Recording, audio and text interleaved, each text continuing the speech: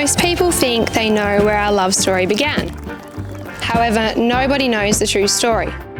Maybe not even you. Just half a step away from heaven, there's an island without a name. It actually started when I was in year 8. You had just started at Monterey in year 9. I was having a sleepover with one of my friends, and as all teenagers do, we were talking about boys. It was that night I said to her, I thought you were pretty alright. What she didn't know is that I actually made a wish in my head that I would end up with someone like Stephen Craig. You see, I had come to the conclusion that you were kind, genuine, loyal, and of course, handsome.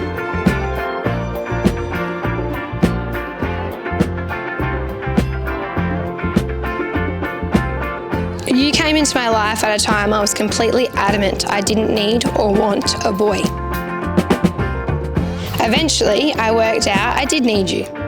You blindsided me, being a complete gentleman and giving me things I didn't think I wanted or needed. You have taught me so many things. Most importantly, you actually taught me how to be proud of myself again and how to be proud of that person. You are my number one cheerleader, travel buddy, therapist, handyman, and cup of tea maker. And so, I promise to be your number one as well. I promise to be your number one believer, pushing you to follow your hopes and dreams. I promise to keep giving you winks and woof whistles across the gym, even when we are old, grey and wrinkled. I promise to tell you daily that I love you, starting today. I love you, Stephen Craig.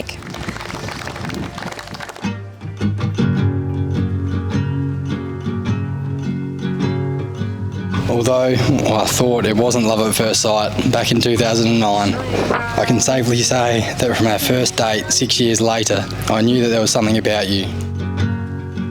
Your bubbly, wonderfully weird personality and infectious smile captivated me. You inspire me with your passion for the things you love, whether it's teaching, studying your art therapy, you're always all in. I promise to always support you and be there for you as you follow your passions and work towards your goals, even when it means watching footage of your netball games or being the subject to practice your art therapy on. Yeah, I knew right when I saw you for the first time.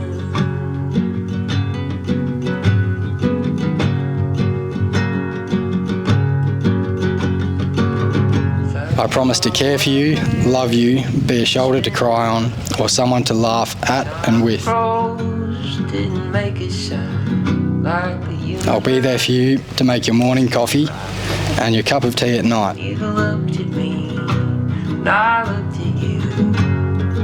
Georgia, there's no one like you, and that's what I love most. You are genuinely one of a kind, and I can't wait to continue our life together. Clear and loud, just ringing out. So Susan and Michael, Karen and Darren, are you willing to always share your love, your experience and your support with both Georgia and Stephen as today your families celebrate their marriage? We do. With sincere delight, I now pronounce you husband and wife.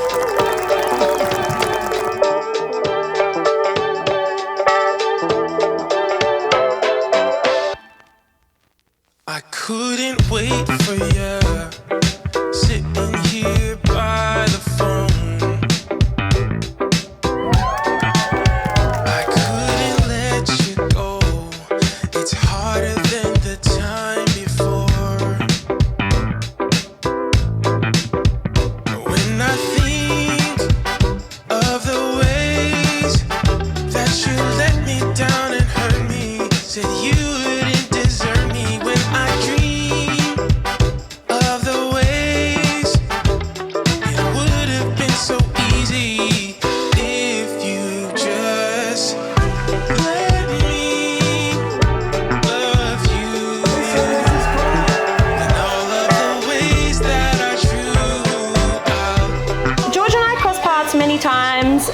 ago around Casterton when we were growing up. And to be honest, all I can really remember about Georgia from those years is a wavy blonde mop, outrageous dancing, and a vodka concoction in a pump drink bottle.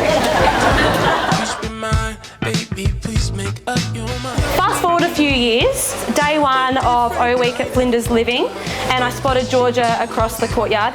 Naturally, I ran up behind her and gave her a big tap on the bum. Who would have thought that this would then lead to years of countless belly laughs, travel, memories, living together, teaching together, and one of the best mates you could find. Georgia, I feel so lucky to have crossed paths with you. You are fiercely loyal, kind, creative, outrageous at times, and overall just so much fun. I am really blessed to call you my best friend. Stav, you have a heart of gold and you've absolutely found your match with G. You two are absolute peas in a pod, and I have loved having front row seats to your story so far, and I'm so excited to see what's to come. Here's the beautiful journey ahead, filled with love, laughter and genuine happiness. Here's the Georgian Squad!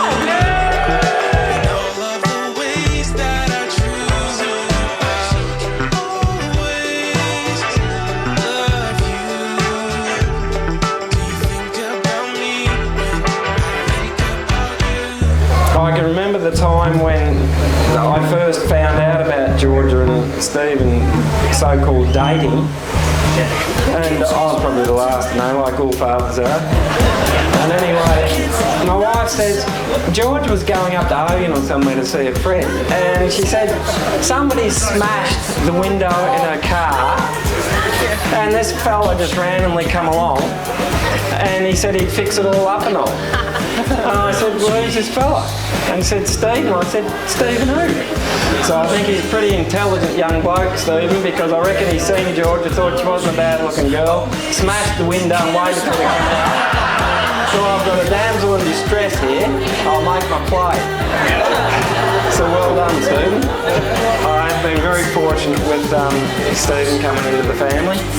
I hope everybody has a good night tonight, and hopefully I get to catch up with you. Got just one life ahead of me and I can't lose ground. There ain't no time to live, need to get lost in sound. So many voices fill the air around me, but I think clearly when I dare break the boundaries. Break the boundaries. Break the boundaries. Break the boundaries. Oh baby, strip the canvas bare. Break the boundaries.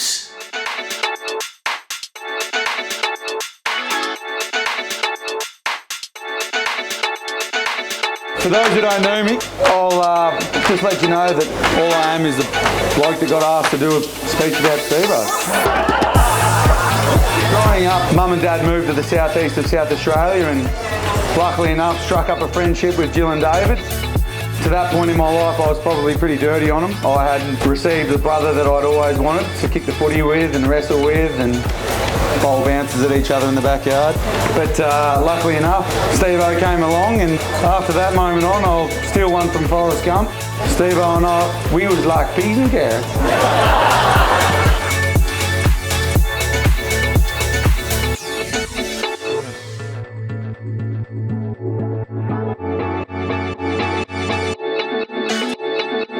Eventually, over time, the legend of Georgia and Stephen became a reality. I couldn't be happier for you, big fella. What you've achieved since you've been with Georgia and what I'm sure you've got on track to achieve together, well done, big fella. And all the best to these two people. Thank you very much.